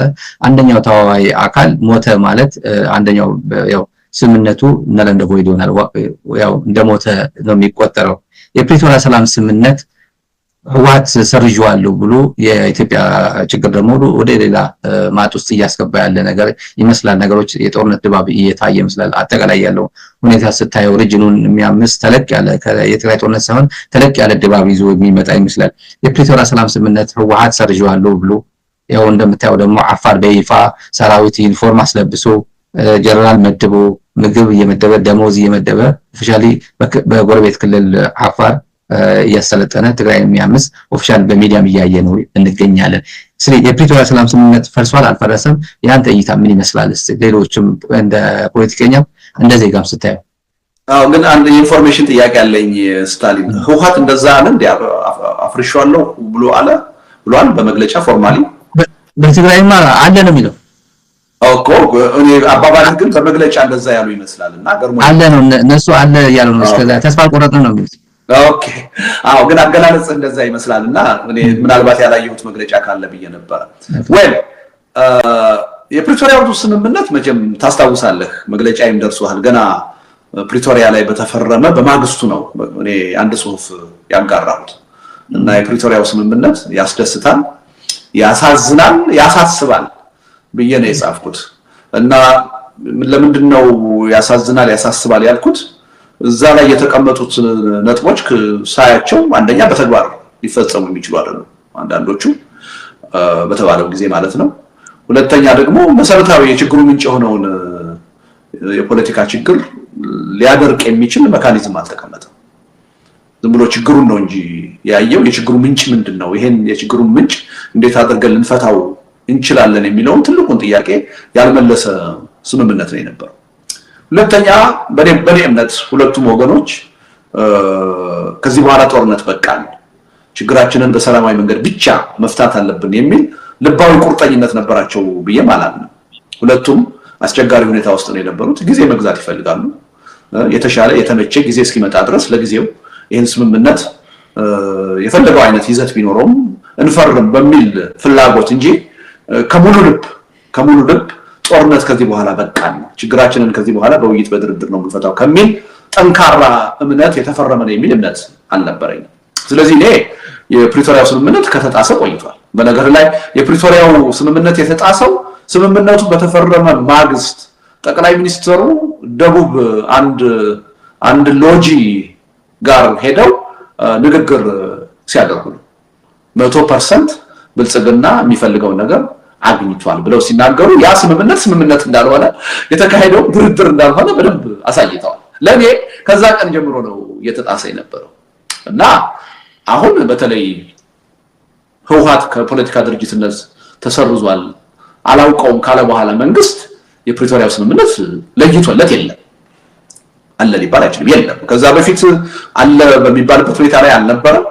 እንደዚሁ ለፒአር ኤክሰርሳይዝ ሲባል ሁለቱም ለፕሪቶሪያው ስምምነት ተገዥ ነን ይላሉ፣ እሱ እንዲፈጸም እንፈልጋለን ይላሉ እንጂ በብዙ መንገዶች እየተጣሰ ነው የነበረው። አሁን ግን ከሁለቱ ተዋዋዮች አንዱ ኤግዚስት ካላደረገ የለም ከተባለ እውቅና ከተነፈገው የፕሪቶሪያው ስምምነት አለ ማለት አይቻልም። የለም ከዛም አልፎ መሬት ላይ የፕሮፓጋንዳ ጦርነቱን በጣም ከፍተኛ የሆነ መዘላለፍና መካሰስ ነው ያለው። መሬት ላይ ከፍተኛ የሆነ የጦርነት ዝግጅት ነው ያለው እና ይሄን ስታይ የፕሪቶሪያ ስምምነት እንደው ራሳችን ለማሞኘት ካልተዘጋጀን በስተቀር መሬት ላይ አይደለም በተዋዋዮቹ ጭንቅላት ውስጥ የለም። ምን ጋር ነው አሁን ውጊያ የጦርነት ድባብ አለ። ክሊር ግን አይደለም ማን ከማን ጋር ይዋጋል የሚለው ነገር ምን የሚታይ ነገር አለ። አንደኛው ወደ አሰብ ነው ይላል። አይ መጀመሪያ ከህወሓት ጋር መዋጋት የሚፈልገው ህወሓትን ነው መቅጠም የሚፈልገው ይላል። ብዙዎች የሚተነትኑት አይ ህወሓትን መንካት አይፈልግም አሰብ ነው የሚሉ ወገኖችም አይ አንዱ ከነካው ለየት ያለ ጥምረትም ሊያጋጥም ይችላል የሚሉ ሴናሪዎችም የሚያስቀምጡዋል። ፌደራል መንግስት አሁን ትግራይ የሚወጋበት ምክንያት ወይ ኤርትራ የሚወጋበት ምክንያት አሁን ይሄ መሬት ላይ ያለ የሆነ ተጨባጭ ነገር አለ። ምክንያቶችን መደርደር ብትባል አቶ ልደቱ እንደ ከብልጽግና አይን ስታየው ወይል በብልጽግና አይን ሌላ ጉዳይ ነው። ግን በልደቱ አይን እንዴት ታየዋለህ ካልከኝ ራሽናል እንደሆነ ነው ሰው ወይም ራሽናል በሆነ ጭንቅላት ሳስበው በምንም ተአምር ይሄ ጦርነት አያዋጣም፣ ለማንም አያዋጣም። ይሄ ጦርነት ማንንም አይጠቅምም፣ ማንንም አሸናፊ አያደርግም እና በጣም አደጋ ይዞ የሚመጣ ጦርነት ነው እና የኢትዮጵያ መንግስት በዚህ ጦርነት ማገኘው ጥቅም አለኝ ብሎ አስቦ እንደሚሰራ አውቃለሁ። ግን የተሳሳተ መንገድ ነው። እውነቱን ለመናገር የራሱንም ህልውና አደጋ ውስጥ ነው የሚከተው። እሱ አይደለም የሚያሳስበን፣ ግን አጠቃላይ የእሱን ህልውና ብቻ ሳይሆን የሀገሩንም የአካባቢውንም ህልውና ችግር ውስጥ የሚከት ጦርነት ነው የሚሆነው። ስለዚህ ጦርነቱ ተጀምሯል። ተኩስ ነው የቀረው፣ ውጊያ ነው የቀረው እንጂ ጦርነቱ ተጀምሯል። ጦርነት ከጥይት ተኩስ አይደለም የሚጀምረው። ጦርነት ከሐሳብ ነው የሚጀምረው፣ ከፕሮፓጋንዳ ነው የሚጀምረው፣ ከትርክት ነው የሚጀምረው እና በዛ ረገድ እኔ ጦርነቱ አሁን እየተካሄደ ነው። የቀረው ተኩስ ነው ወይም ውጊያ ነው የቀረው እና ይሄ ውጊያ ወይም ይሄ ተኩስ ከተፋላሚ ወገኖች አንዱ ለኔ ያመቸኛል በሚለው ጊዜና ቦታ በማናቸውም ከፊታችን ባለ ቀን ሊጀምረው ይችላል። ማናችንም የት ይጀምራል ማን ይጀምራል የሚለው እርግጠኛ ልንሆን አንችልም። ውጊያው ማለት ነው። ጦርነቱ ግን ኦሬዲ ተጀምሯል ብዬ ነው ማምነው። አንድ ጦርነት ወደ ውጊያ ለመሸጋገር ሊያስችሉ የሚችሉ ጉዳዮች ሁሉ ኦልሞስት መሬት ላይ ተሟልተዋል። እሱ ነው እያየን ያለነው እና ሪሊ ምክንያታዊ የሆነ ስታስበው በፍጹም ለማንም የሚያዋጣ ጦርነት አይደለም። እንዴት እንዲህ አይነት ጦርነት ሊነሳ ይችላል ብለህ ልታስብ ትችላለህ፣ ልትጠይቅ ትችላለህ። ግን ደግሞ የሰዎቹን ባህሪ፣ የድርጅቶቹን ባህሪ ስታይ፣ የመንግስታቱን ባህሪ ስታይ፣ አሁን ደግሞ መሬት ላይ እየተደረጉ ያሉ ዝግጅቶችን፣ የፕሮፓጋንዳውን ቅኝት ስታይ ጦርነቱ በብዙ እጅ አይቀሬ የሆነ መምጣቱን እያየን ነው እና እጅግ አሳሳቢ ጦርነት ነው የሚሆነው። እኔ ስታሊን ሰሞኑን አስባለሁ በኢትዮጵያ ታሪክ የጦርነት ታሪክ ነው ታሪካችን። በአብዛኛው ስንዋጋ ነው የኖርነው እርስ በርሳችንም ከውጭ መንግስታትም ጋር። ነገር ግን እንዲህ አይነት በጣም የተዘበራረቀ እና ሰፊ የሆነ የፖለቲካ የኃይል አስተላለፍ ቀውስ ውስጥ የነበርንበት ወቅት አለ ወይ ብዬ ሳስብ አንድም ጊዜ አሁን ኢትዮጵያ ውስጥ የተፈጠረው የፖለቲካ የኃይል አስተላለፍ ማመን በማይችል ደረጃ በጣም ሰፊ አውድ ያለው ብዙ ኃይሎችን የሚያሳትፍ ውስጣዊ ውጫዊ ኃይሎችን የሚያሳትፍ እና ሪሊ ውጤቱን ለመገመት በጣም አስቸጋሪ የሆነ አደገኛ ጦርነት ነው። ምናልባት ይሄ ጦርነት በታሪካችን አይተነው ማናቅ ጦርነት ነው። ስለዚህ ከዚህ ጦርነት በኋላም ደግሞ ኢትዮጵያ ኤርትራ ብቻ አይደለም አካባቢው ራሱ ከፍተኛ የሆነ ትርምስ ውስጥ ምስቅልቅል ውስጥ የሚገባበት ሁኔታ ነው የሚኖረው እና በዚህ ጦርነት ውስጣዊ ኃይሎች ብቻ ነው ኢቭን ጎረቤቶች ብቻ አይደለም ትልልቅ የሚባሉ ዓለም አቀፍ ኃይሎች ሁሉ ሊሳተፉበት የሚችሉ እንግዲህ ከኛ ባነሰ ሱዳን ውስጥ የተፈጠረው ጦርነት አሁን የሚያሳትፋቸውን ኃይሎች እያየን ነው። አሁን ቢያንስ 8 ወይም 9 የውጭ ኃይሎች በሱዳን ጦርነት ተሳታፊ ሆነዋል። የኢትዮጵያ አሁን ይሄ ጦርነት ከፈነዳ ከዛ በላይ ነው የሚሆነው መገመት በማንችለው መጠን እጅግ አሳሳቢና ከባድ ጦርነት ነው የሚሆነው። መድረክ የተቃውሞ ትዕይንት ነው አንድ ጊዜ አይደለም በየቀኑ ልናደርግ የምንገደድበት ሁኔታ ይሄ ነው። እጅግ አሳሳቢ ሁኔታ ውስጥ ነው ያለነው። ከፊታችን እየመጣ ያለው ነገር አምባገነኖቹ አለማምደውን ነው እንጂ ጦርነትን ክራይሲስ ችግርን አለማምደውን ነው እንጂ ሪሊ እንቅልፋችን ማደር ነበረብን። ሪሊ ሌት ከቀን ይሄን ጦርነት ለማስቀረት መስራት ነበረብን። ግን አለማመዱ ጦርነትን በቃ የህይወታችን አካል አደረጉት። የህዝብ ልቂትን ሞትን እንድንለማመደው እንዳንደነግጥበት አደረጉ እና ድሮ እኮ 10-20 ሰው ሞተ ብላችሁ ዜና ተሰሩ ነበር አይደል? አሁን እኮ በመቶዎች የሚቆጠር ሰው እየሞተ ዜና ማይሰራ አደረዘን እና ይሄ ትልቅ አደጋ ውስጥ ነው ያለነው እና ሪሊ በጣም የሚያሳስብ ነው እና ጦርነቱ አሁን አይነሳም ከማለት ይልቅ አይቀሬ የሆነ ነው የሚለው አስተሳሰብ እየጠነከረ ይመስለኛል። የህወሓት ጉዳይ እንዴት ነው? አቶ ልደቱ 30 ዓመት ሙሉ ህወሓትን ሲቃወም ህወሓትን ሲደግፉ የህወሓት ከፍተኛ አመራሮች የነበሩ ሲቃወሙ ይታያሉ። ምንድነው ወደ መጨረሻ አካባቢ የታየው የህወሓት ጉዳይ የታየው የሚሉ ወገኖች አሉ። ህወሓት ስለ ህወሓት መጥፋት ወይም ህወሓት እንትን ለማድረግ በህወሓት ላይ የህወሓት ዲፌንደንት ሆነ ይሉሃል። መጨረሻ ላይ የታየው ነገር አለ ወይ ይሉሃል። ሆኛለሁ ወይ ነው ጥያቄው። 30 ዓመት ሙሉ ስትቃወሙ የነበረ ፖለቲካ ፓርቲ አሁን መሰረታዊ የሚባሉ አንዳንድ መሪዎች ላይ ፈንዳሜንታል በሚባሉ ጉዳዮች ላይ መንገድ ላይ ተገናኛችሁ ወይ ነው? አይ አልተገናኘንም። 30 ዓመት ሙሉ ህወሓትን የታገልኩት እንዲጠፋ አይደለም። በማጥፋት ፖለቲካ አላምንም። ዛሬ ብቻ ሳይሆን ትናንት ይሄ ዶክተር አብይን ወደ ስልጣን ያመጣው ለውጥ የሚባለው ነገር ከመከሰቱ በፊት 27 ዓመት ህወሓትን ስታገል ህወሓት ይጥፋ ብዬ አይደለም። ህወሓትም ሆነ ኢህአዴግ የሀገሪቱ ችግሮች ብቻ ሳይሆን የመፍትሄ ማዕከል መሆን አለባቸው ብዬ ነው የታገልኩት። አሁንም ቢሆን ተመሳሳይ አቋም ነው ያለኝ። ህወሓት ይጥፋ ብዬ አላምንም። ህወሓትን መታገል ግን ህወሓትን መቃወም ግን ተገቢ ነው ብቻ ሳይሆን አስፈላጊ ነው ብዬ ነው የማምነው። ስለዚህ አንዳንድ ጊዜ ሰዎች ፖለቲካን አይረዱትም። እነሱ ውስጥ የአጥፍቶ ማጥፋት አስተሳሰብ ውስጣቸው ላይ ይኖርና አንተ አንድን ኃይል ስትታገል ወይም ስትቃወም ይጥፋ እያልክ ይመስላቸዋል። እኔ ማንንም የፖለቲካ ኃይል ይጥፋ ብዬ አላውቅም።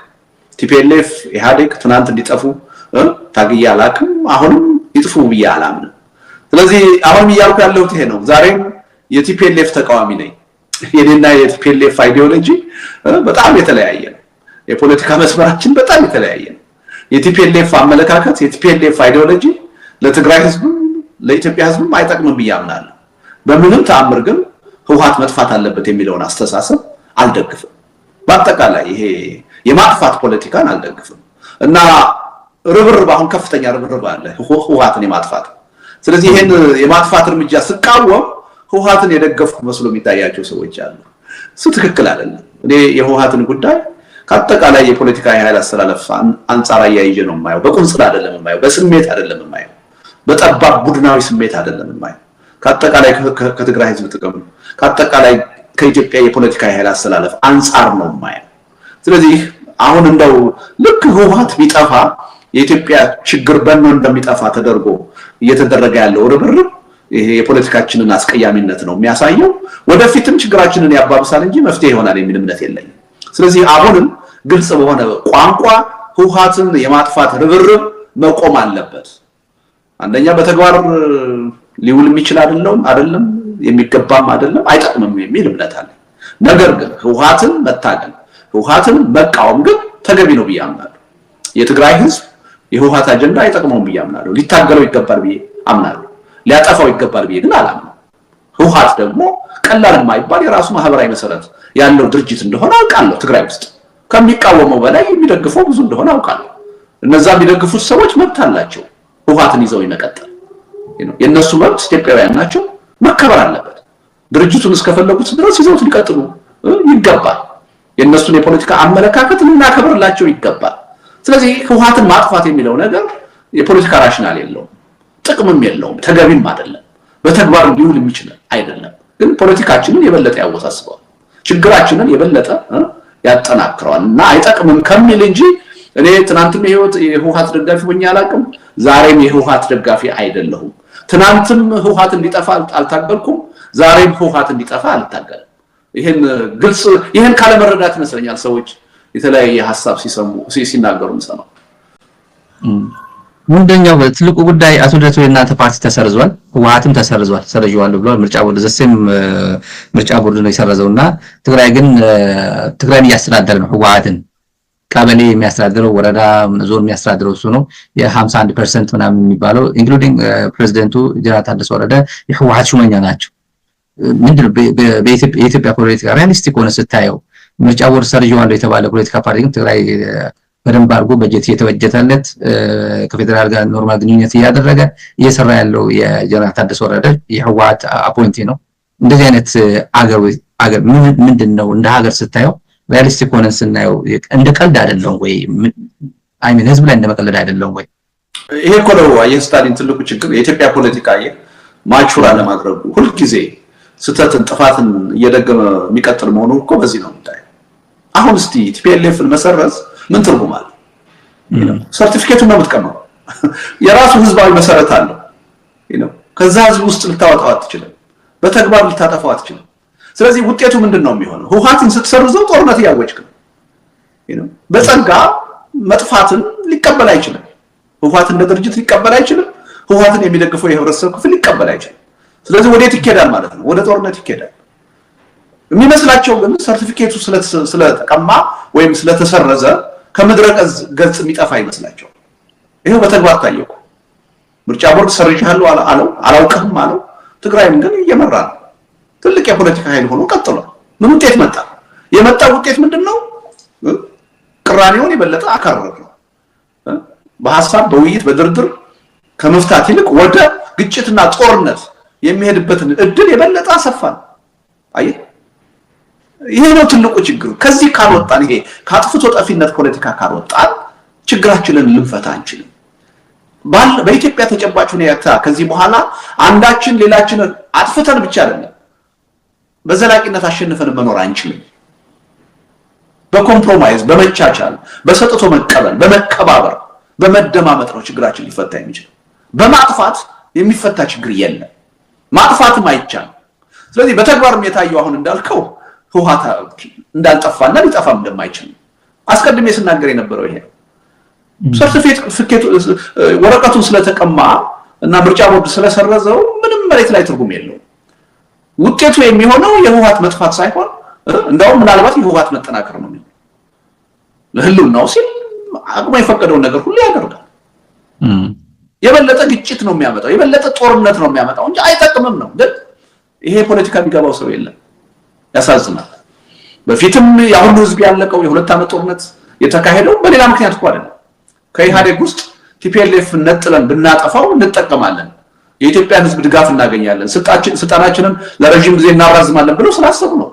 ለዛ ሁሉ ለሚሊዮን ህዝብ ልቂት ምክንያት የሆነ ጦርነት ይፈነዳል። ያ ሁሉ ህዝብ አልቆ እንዴት መማር ያቅተናል? አሁንም ተመሳሳይ ስህተት ነው እየተሰራ ያለ፣ ተመሳሳይ መንገድ ነው እየተከተሉ ያሉት እና ጎበዝ፣ ይሄ ዝም ብሎ አንድን ድርጅት የመደገፍና ያለመደገፍ ጉዳይ አይደለም።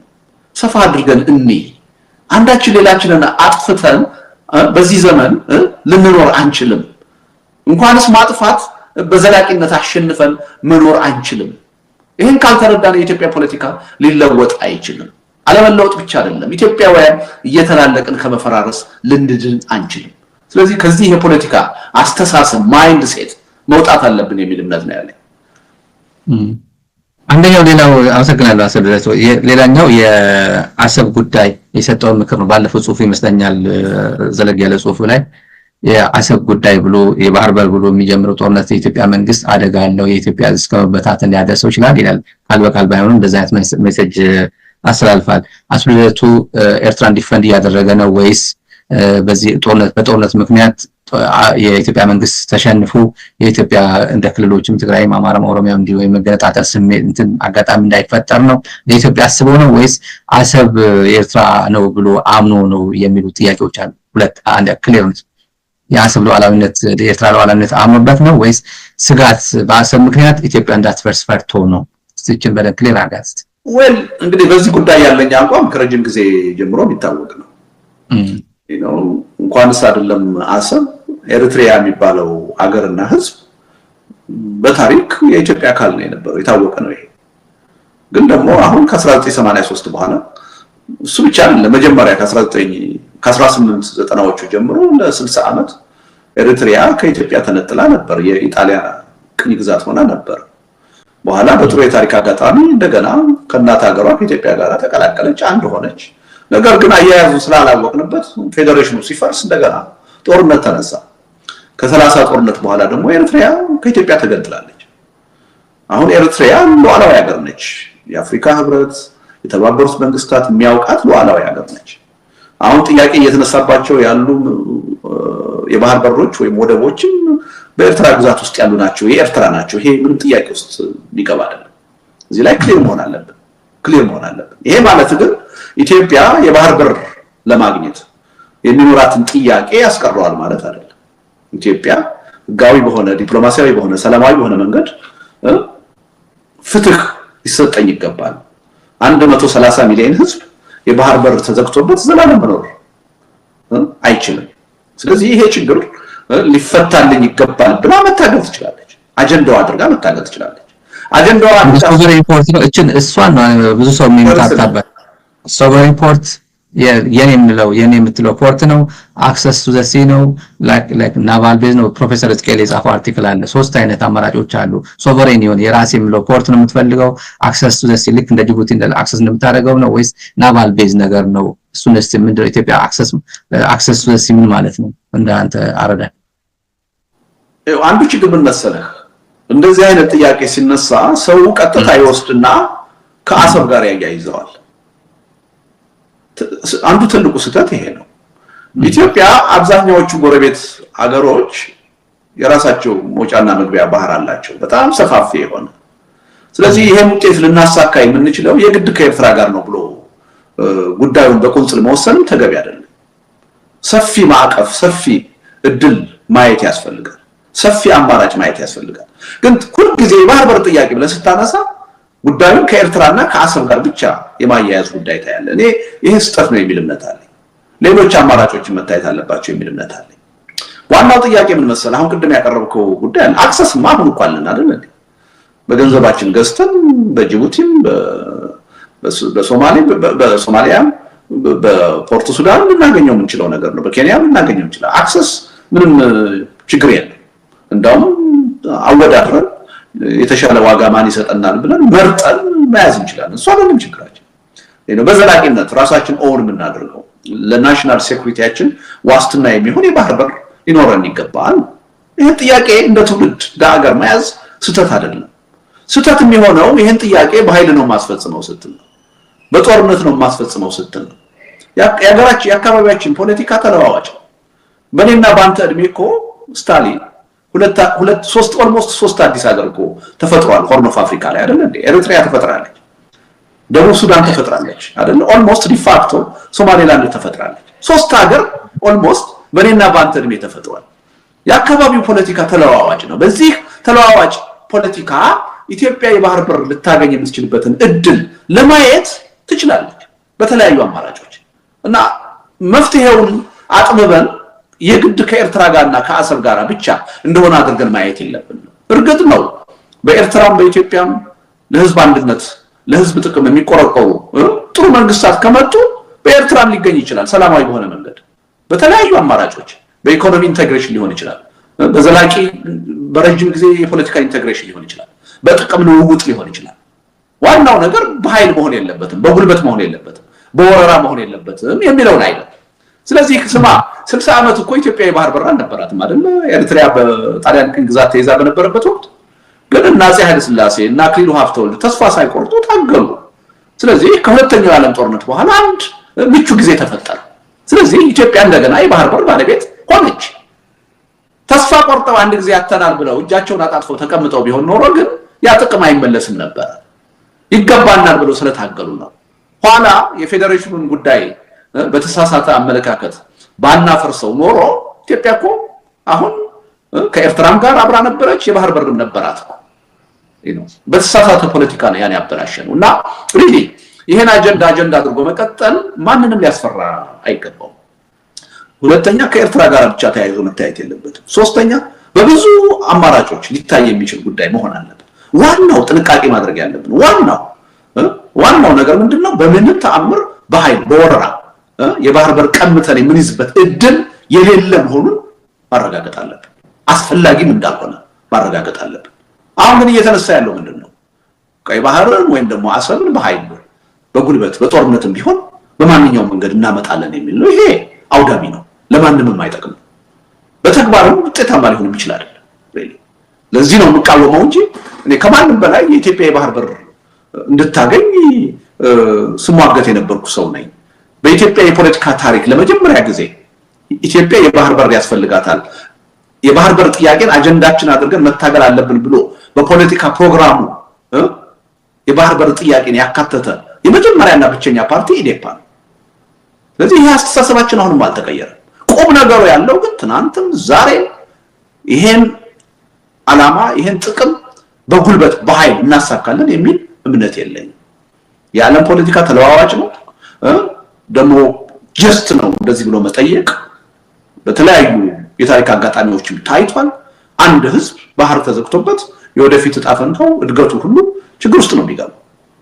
ስለዚህ ይሄ እንዴት ይሳካል የሚለው የተለያዩ አማራጮችን ጠረጴዛ ላይ አስቀምጠን ማየት አለብን። እንደየጊዜው እንደየሁኔታው ተለዋዋጭ ሆኑ የመፍትሄ ሐሳቦችን እያመነጨን መታገል አለብን እና አንደኛ ሲነሳ ጥያቄው ሁልጊዜ ኤርትራውያኖች መበርገግ የለባቸው። የግድ ከኛ ነው እየተፈለገ ያለው ከኛም እየተፈለገ ያለው በኃይል ለመንጠቅ ነው የሚል አመለካከትን መተው አለባቸው። ትክክል አይደለም። ይልቁንስ ይሄ የኢትዮጵያውያን ችግር እንዴት ሊፈታ ይችላል? እውነታቸውን እኮ ነው የሚለውን አስተሳሰብ ፓተርን ነው የብልጽግና መንግስት የጠቅላይ ሚኒስትሩ የጦርነት ፓተርን ነው። ምልክቶቹ ወደዛ የሚያዘነብሉ አይነት ነው። ለዛ እኮ ነው አልኩ የተቃወምኩት እኮ ነው በኃይልም እናመጣለን የሚል አስተሳሰብ ስለተያዘ እና ያ መሆኑ በትክክል የሚያሳዩ መረጃዎች አሉ። የአገዛዙ ተከፋይ የሆኑ ሚዲያዎች አጀንዳ እየተሰጣቸው አሰብ እንገናኝ እያሉ አቋም እያራመዱ ነው። ሌላውን ተተክኮ ምንድነው የአንድ ትልቅ ክልል የኦሮሚያ ክልል ፕሬዝዳንት እኮ የሚቀጥለው ዓመት እሬቻን የምናከብረው ቀይ ባህር ነው አለኩ። ይሄ የጦርነት ቅስቀሳ ነው፣ የጦርነት አዋጅ ነው። በዲፕሎማሲ በፒአር እንዲህ አይነት ንግግር ከጦርነት ቅስቀሳ ያነሰ አይደለም፣ ከጦርነት አዋጅ ያነሰ አይደለም እና ከበቂ በላይ ምልክቶች አሉ። እሱን ነው እየተቃወምኩ ያለሁት እንጂ ኢትዮጵያ የባህር በር እንዳታገኝ ፈልጌ አይደለም፣ እንድታገኝ ይፈልጋል። እውነቱን ለመናገር ከማንም በላይ የአጀንዳው አቀንቃኝ ነኝ። እንደውም ታሪክ የሚያሳየው ይሄ ነው። ወደፊትም እንቀጥልበት ነው። በምንም ተአምር ግን ከዚህ በኋላ በ21ኛው ክፍለ ዘመን አንድ አገር ሌላ ሉዓላዊ አገርን በኃይል ወሮ በጉልበት የባህር በር የሚያገኝበት ዘመን አልፏል። የለም ግን ይሄ ማለት ሌሎች አማራጮች የሉም ማለት አይደለም። ቅድም እንዳልኩ በተለይ የአካባቢያችን ፖለቲካ ተለዋዋጭ ሀገሮች ሁሉ እንዳዲስ የሚፈጠሩበት አካባቢ ነው።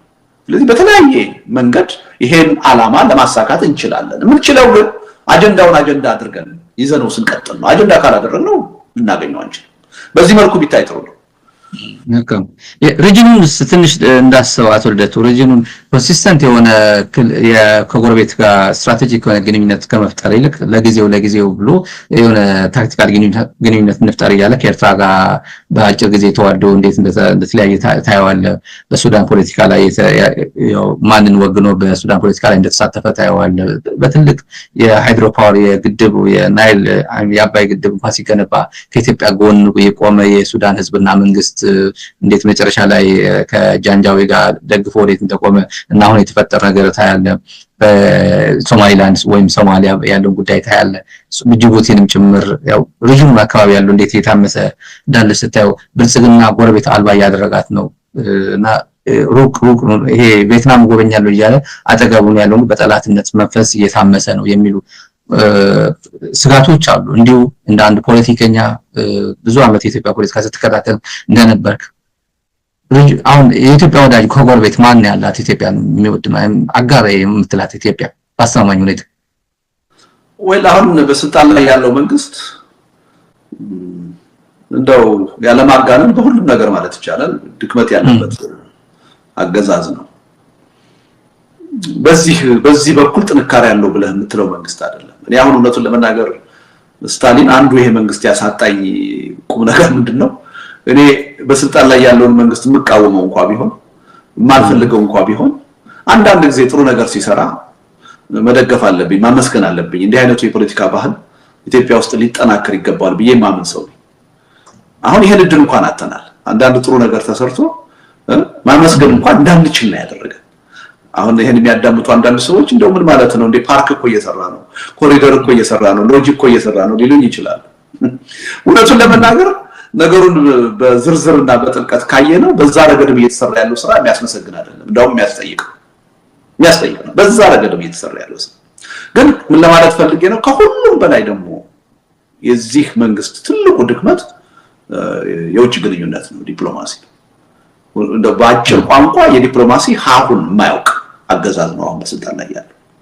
ይሄ ደግሞ የሆነው ያለ ምክንያት አይደለም ዲፕሎማሲውን አሁን በብቸኝነት የሚመሩት አንድ ሰው ናቸው ጠቅላይ ሚኒስትር አብይ አህመድ ይባላል በተቋም አይደለም የሚመራው ፕሮፌሽናል በሆኑ ዲፕሎማቶች አይደለም የሚመራው አንድ ግለሰብ አሁን አብዛኛዎቹ በየጊዜው ተፈረሙ የሚባሉ ተደረጉ የሚባሉ ስምምነቶች የውጭ ጉዳይ ሚኒስተር መስሪያ ቤቱም አይደለም ሚኒስትሩም ሳያቃቸው ነው የሚካሄዱት አንዳንዶቹ አንድ ግለሰብ የፈለገውን ነገር የሚያደርግበት ሁኔታ ነው ያለው እና ሪሊ በዲፕሎማሲ ረገድ የገባንበት መስቀልቅል በጣም ከፍተኛ ነው እርግጥ ነው ውስጣዊ ሁኔታችን በጣም ደካማ ስለሆነ የሰላም እጦት ስላለ የፖለቲካ አንድነት ስለሌለ የውጭ ዲፕሎማሲያችንም በዚያው መጠን ደካማ ነው የሚሆነው ምክንያቱም ዲፕሎማሲ የውስጥ ሁኔታ መገለጫ ነው ውስጣዊ ጥንካሬ ሲኖር ዲፕሎማሲን ጠንካራ ይሆናል ውስጣዊ ድክመት ሲኖር ዲፕሎማሲን ደካማ ነው የሚሆነው ውስጥ አንድነት ከሌለው ሰላም ከሌለው ለውጭ ጥቃት ተጋላጭ ነው የምትሆነው አቅም አይኖርም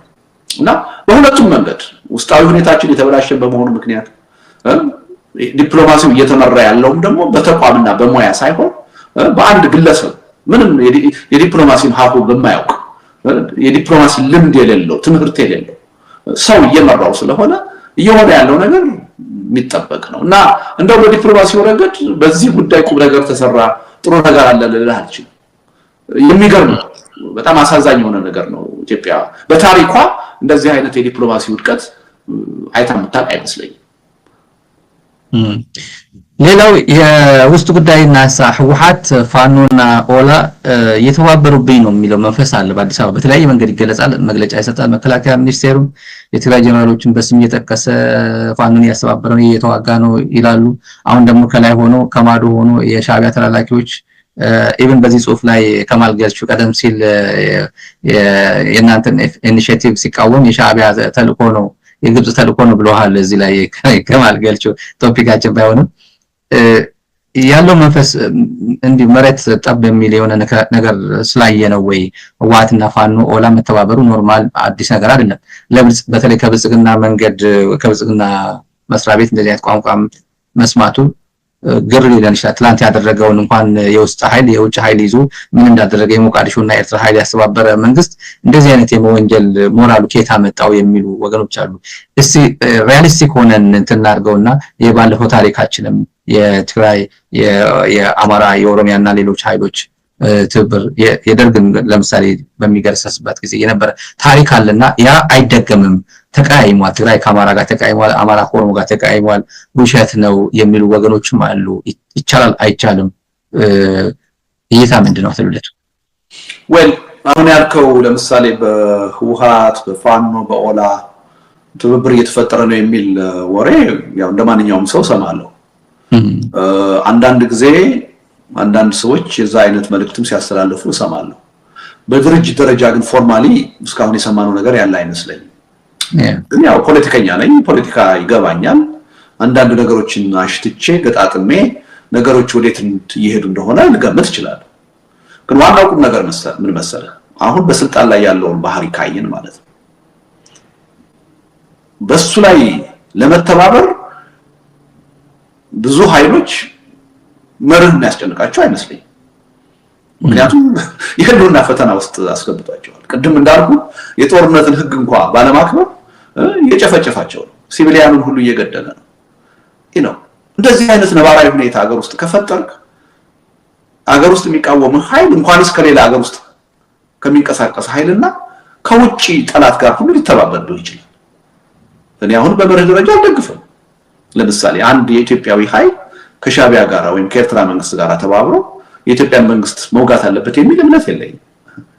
እምነት ይሄ ይሁን እንጂ የኢትዮጵያ ነባራዊ ሁኔታ ግን ይሄን ሊያስቀርም ይችላል። እኔ ስላልፈለኩ የኢትዮጵያ ተቃዋሚ ኃይሎች ከኤርትራ መንግስት ጋር መተባበራቸውን ላስቀረው አልችልም። ለምን? መንግስት በስልጣን ላይ ያለው መንግስት አንደኛ ከውጭ ኃይል ጋር መተባበሩን ኖርማል አድርጎታል።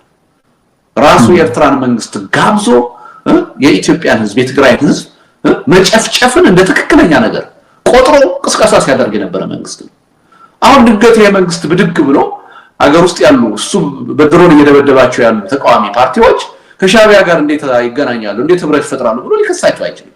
ሞራል የለውም ያን ማድረግ እና ድርጊቱም ደግሞ ወደዛ ነው የሚገፋቸው። አደጋው እኮ ይሄ ነው። አሁን ቅድም ያልኩ ነገር ኢትዮጵያ ውስጥ እንደዚህ አይነት የፖለቲካ ኃይል አስተላለፍ ኖሮ ያውቃል ወይ ብዬ ወደኋላ ተመልሼ የታሪክ ተማሪ ነኝ።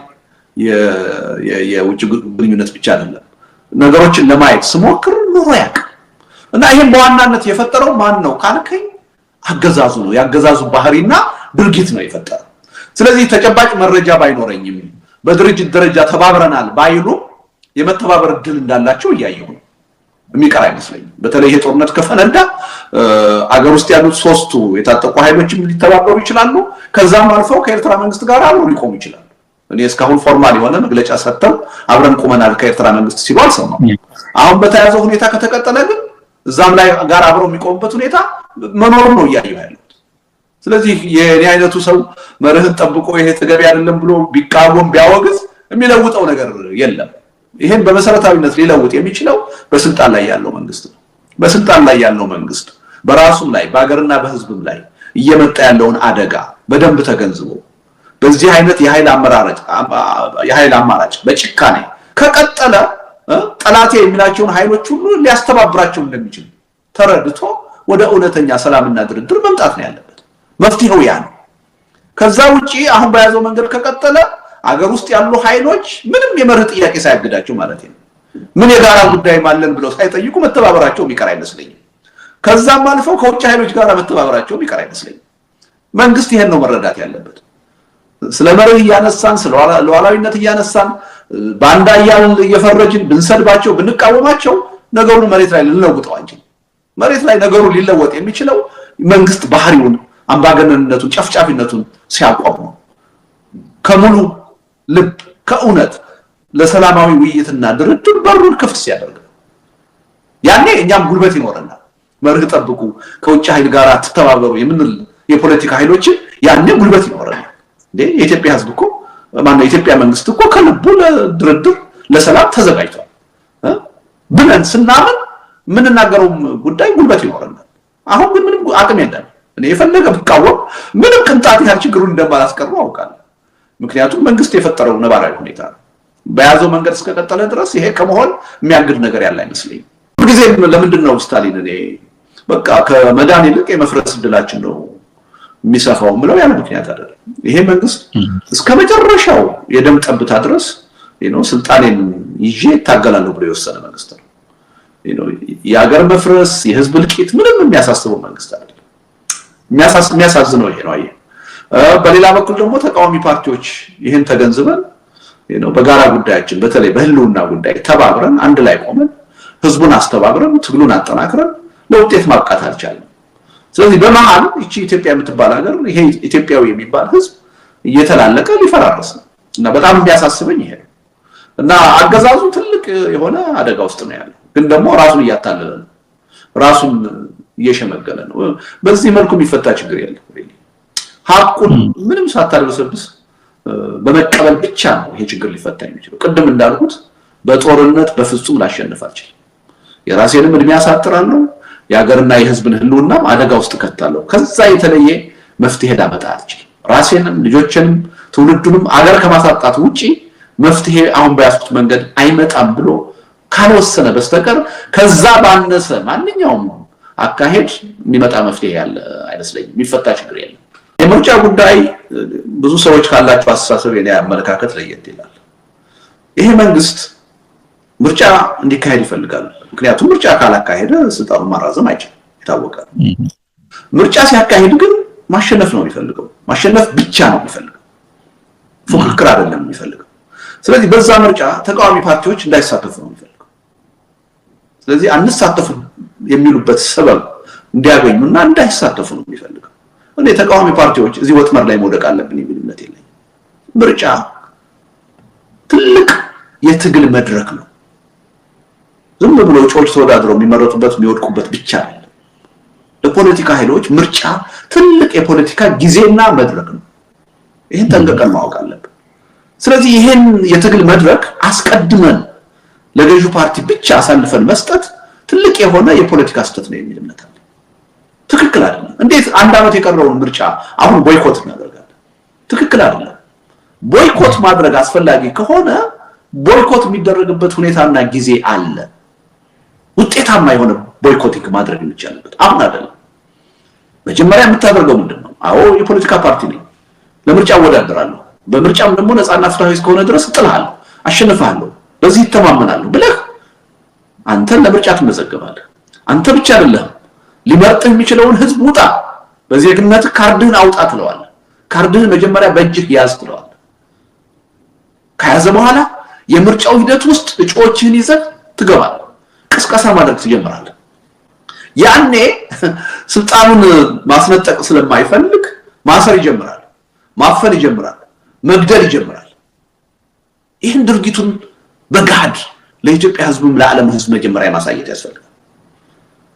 ይሄን አሳይተህ በምርጫው መቀጠል የማትችልበት ከአቅም በላይ የሆነ ሁኔታ ከገጠመህ ከምርጫው ራስህ ልታገል ትችላለህ። ስታገል ግን ብቻህን አይደለም የምታገለው፣ ዋናው መራጩን ህዝብ ካርድ የያዘውን እንዲያገል ነው የምታደርገው። አስቀድሞ ግን አንተን የሚመርጠው ሰው ካርድ ካልያዘ ከምርጫው እንዲገለል ልታደርገው አትችልም። ምክንያቱም ምርጫ እንዴት ነው የሚመዘነው ታውቃለህ አይደል?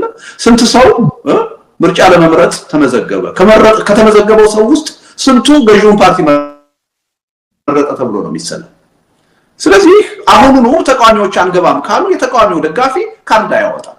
ካርድ የሚያወጣው የገዢው ፓርቲ ደጋፊ ብቻ ይሆናል። ስለዚህ ገዢው ፓርቲ ለምርጫ ከተመዘገቡት ሜቢ 100% ወይም 95% ምናምን ተመረጠ ተብሎ ሂሳብ ይሰራል። ይሄ ትልቅ ሌጂቲመሲ ይሰጣል። ያንተ ደጋፊዎች በገፍ ተመዝግበው ከ50% በላይ ሳይመርጡ ከቀሩ ግን መንግስት ሌጂቲመሲውን ያጣል። ያ ትልቅ ድል ነው ለተቃዋሚው ጎራ፣ ለአገዛዙ ደግሞ ትልቅ ሽንፈት ነው። ስለዚህ የፖለቲካ ፓርቲዎች መቼና እንዴት ነው ቦይኮት ማድረግ ያለብን የሚለው በስሜት አይደለም፣ በተጠና ሁኔታ ነው መወሰን ያለባቸው እንጂ ካሁኑ ምርጫ እንሳተፍም የሚለው ሱሳይዳል ነው። ማንንም ሳይሆን ገዢውን ፓርቲ የሚጠቅም የህዝቡን ትግል የሚጎዳ ነው። ከዚህ የተሳሳተ መንገድ ተቃዋሚዎች መውጣት አለባቸው ብዬ አምናለሁ። ያው የለማ ቢሮ የለም ማለታቸው ነው። ኦሮሚያ ለምሳሌ ምንም ቢሮአችን ተዘግቷል አሉ እና ኦነግ እና ፕሮፌሰር መረራ ጉዲናም እንደዛ ነው ያሉት እኮ። መጀመሪያ እኮ የምታደርገው ቢሮህን ለመክፈት ጥረት ታደርጋለህ፣ ምርጫ ቦርድን ቻሌንጅ ታደርጋለህ፣ ፍርድ ቤትን ቻሌንጅ ታደርጋለህ፣ መንግስትን ቻሌንጅ ታደርጋለህ። ቢሮ መክፈት እንደማትችል በድጋሚ ለኢትዮጵያ ህዝብ ለዓለም አቀፉ ህብረተሰብ ማሳየት አለብህ አይደል እንዴ? መጀመሪያ ግን የዛሬ ዓመት እንደዚህ ሆኗልና የሚመጣው ምርጫም እንደዚህ ነው የሚሆነው፣ ስለዚህ አልሳተፍም ማለት ተገቢ አይደለም። ይሄ ከማንም በላይ ገዢውን ፓርቲ ነው ፕሊዝ የሚጠቅመው። ገዢው ፓርቲ በምርጫው እንድንሳተፍ አይፈልግም። ቅድም ነግሬያለሁ። የኔን ፓርቲ ኢዴፓን ለምንድን ነው ያፈረሰው? ምርጫ እንዳንወዳደር ስለፈለገ ነው። አሁን አስቀድመን ምርጫ እንሳተፍ ማለት በጣም በከፍተኛ ደረጃ ገዢውን ፓርቲ የሚያስደስት ነው፣ የሚጠቅም ነው። አሁን በውስጣቸው ሰራንላቸው ይላሉ፣ ተስፋ አስቆርጠናቸዋል። ምርጫ እንሳተፍም ካሉ በቀላሉ ስሙዝሊ የራሳችን መራጭ ተመዝግቦ እንዲመርጠን አድርገን 5 ዓመት ኮንትራታችንን እናድሳለን ብለው ይደሰታሉ። ያስደስታልም ደግሞ ይሄ አካሄድ እና ሪሊ በጥንቃቄ ብናየው ጥሩ ነው። በስሜት እየተነሳን መናገር የለብንም። በጥናት የተደገፈ መሆን አለበት ሪሊ እንደዚህ አይነት ውሳኔያችን